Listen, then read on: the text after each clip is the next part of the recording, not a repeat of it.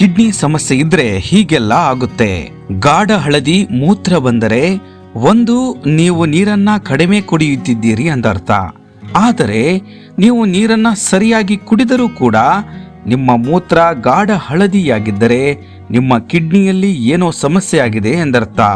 ಮೂತ್ರದಲ್ಲಿ ರಕ್ತ ಬರುವುದು, ಮೂತ್ರವು ತುಂಬಾ ದುರ್ವಾಸನೆಯಿಂದ ಕೂಡಿದ್ದರೆ ಅಥವಾ ನಿಮ್ಮ ಮೂತ್ರದಿಂದ ಹಣ್ಣಿನ ವಾಸನೆಯಂತಹ ವಾಸನೆ ಬರುತ್ತಿದ್ದರೆ ಅದು ಮೂತ್ರಪಿಂಡದ ಸಮಸ್ಯೆಯ ಮೊದಲ ಲಕ್ಷಣವಾಗಿದೆ.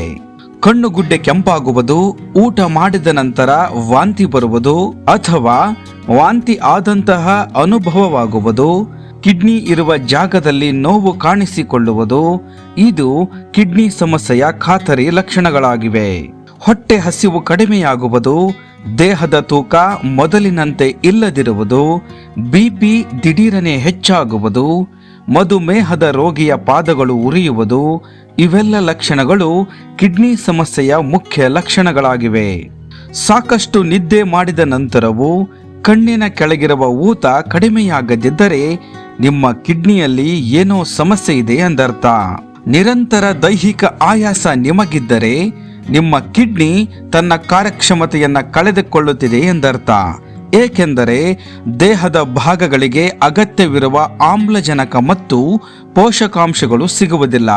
ಹಾಗಾಗಿ ದೈಹಿಕ ಆಯಾಸ ಹೆಚ್ಚಾಗಿರುತ್ತದೆ. ನಿಮ್ಮ ಕೈಕಾಲು ಮುಖದಲ್ಲಿ ಊತ ಕಾಣಿಸಿಕೊಂಡರೆ 100ಕ್ಕೆ 100 ಇದು ಕಿಡ್ನಿ ಸಮಸ್ಯೆಯ ಲಕ್ಷಣವಾಗಿದೆ. ಏಕೆಂದರೆ ಬೇಡದ ದ್ರವ ಅಂಶಗಳು ಮೂತ್ರಪಿಂಡಗಳ ಕಾರ್ಯನಿರ್ವಹಣೆಯಿಂದ ಹೊರಹೋಗಲು ಆಗುವುದಿಲ್ಲ. ಹೀಗಾಗಿ ಈ ಲಕ್ಷಣಗಳು ಕಾಣಿಸಿಕೊಳ್ಳುತ್ತವೆ.